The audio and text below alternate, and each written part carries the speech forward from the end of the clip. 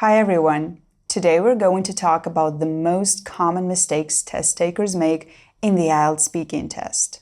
These mistakes can actually cost you a whole band, sometimes even two. So watch carefully and make sure you're not making them. Let's take a look at our first sample response. What sports are popular in your country? Tennis and skiing. What's the problem here? The answer is just too short. And you might be thinking, so what? I did answer the question. The problem with short answers is that they don't really give the examiner much to work with. Tennis and skiing. What band is it? Honestly, it could be said by a beginner or by a fluent speaker. Does it help the examiner understand your level? Not really. Here is a better response. Well, skiing has always been popular.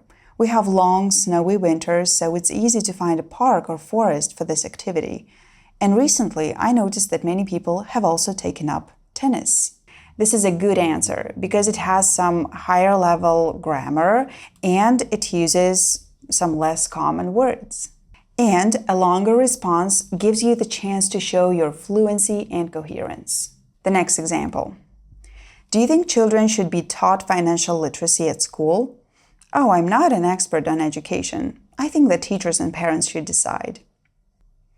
This is not a very strong response. So the second mistake is refusing to answer the question. Some test takers feel they're not knowledgeable enough. But here's the thing about IELTS. You need to have an opinion on everything. The good news is the examiner doesn't care what your opinion is, only how you express it. It's fine to say you don't have much background in a topic, but after that, it's a smart move to add some ideas, like this. Well, I've never thought about this, but I guess it would be useful. If we teach kids about things like debt, mortgage, and investment, they might make better choices in the future.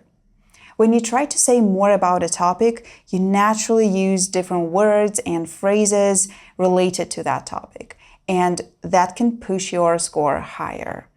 It's fine to say things like, I've never thought about this, or I'm not an expert, but don't use them too often. These phrases don't really help your score. Okay, now, instead of looking at some answers, let's take a look at some questions. Do you work or are you a student? Do you live in a house or an apartment? What are the biggest environmental problems in your country? These questions are very common, and what some IELTS takers try to do is memorize answers in advance.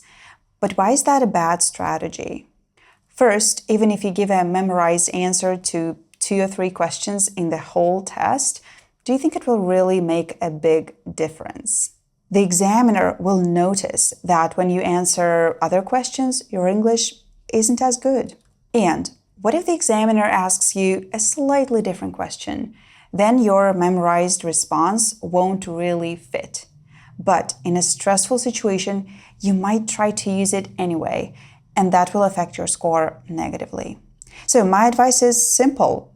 Don't memorize. Practice answering common questions, yes, but don't learn answers by heart. Let's take a look at this example.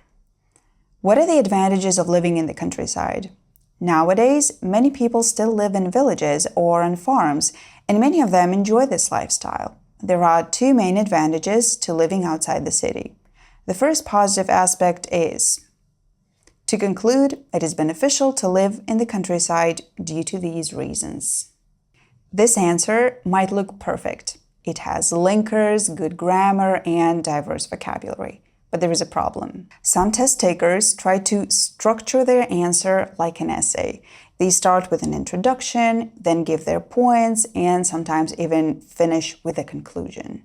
It's not the best strategy. First of all, in parts 1 and 3, you don't have much time to prepare such a structured response. And if you try to follow this strategy for every question, you'll probably feel more stressed because building an essay-style answer is much harder than just answering naturally. Also, you don't really have much time to say all that. Examiners can't listen to one long response forever. If you take too long to give your essay, they'll just interrupt you. And finally, we don't speak like that in real life. IELTS speaking is less formal than writing. You're freer with how you structure your answer. You can use some informal expressions and you can use contractions because that's how people actually communicate. Let's take a look at a more relaxed but still high band response. The first thing that comes to mind is the environment.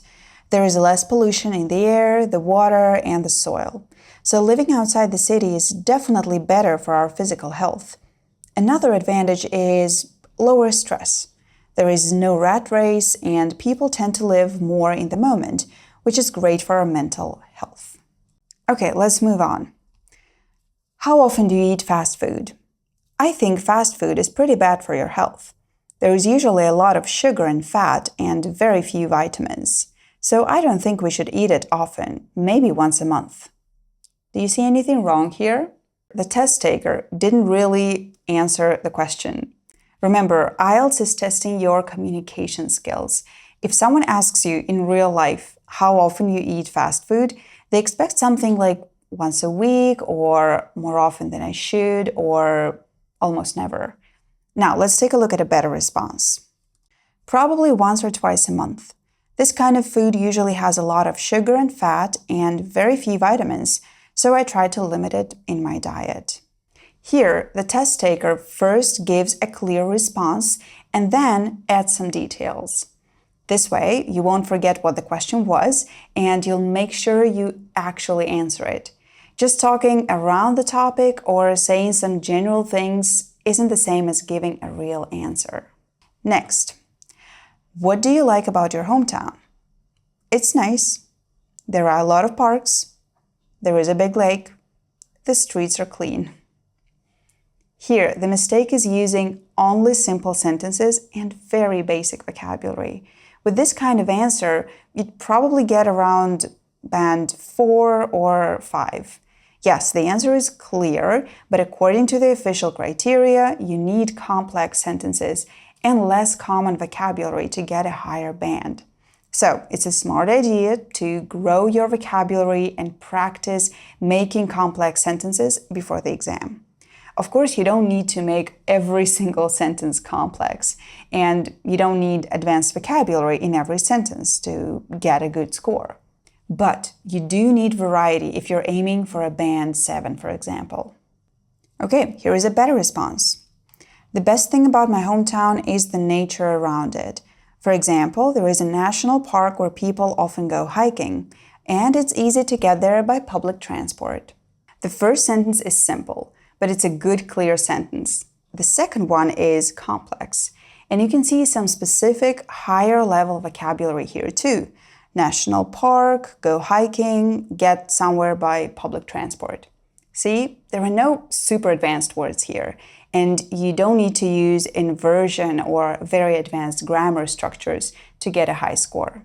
By the way, in our IELTS course, we teach you vocabulary and grammar that boost your score without making your answer too formal. Plus, you'll take 3 full exam-like tests with a teacher to prepare you for the real experience. Follow the link in the description and join the course. Mistake number 7. Why do some students dislike studying at school? I think some students dislike studying at school because there are many subjects they're not interested in. Students also dislike studying at school because here the mistake is that the test taker doesn't paraphrase and just repeats the same phrases. It's not a good idea to copy the examiner's question word for word, and it's an even worse idea to keep using the same phrases again and again in your answer. Let's take a look at a better response. I think some students don't enjoy their studies because there are many compulsory subjects they are not interested in. For example, as you can see, instead of saying dislike, we used don't enjoy. Instead of studying at school, we said studies. And we didn't repeat the same sentence later. If you repeat 1 or 2 words from the examiner's question, that's fine. Don't worry about it, but try to use other words and phrases where possible. The last mistake we're going to talk about today. Look at these thoughts a test taker might have. I can't make mistakes. I need to use many idioms. I must answer every question perfectly. Don't try to be perfect in every response. It's okay to pause, it's okay to correct yourself, and you can even make a few mistakes and still get band 8.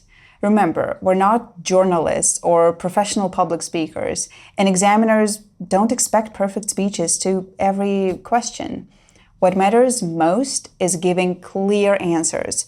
That's the most important thing. I've taken IELTS too, so I know how stressful it can be, and I know how crucial it is to get the score you need, because sometimes your IELTS result determines whether you can study at the university of your dreams.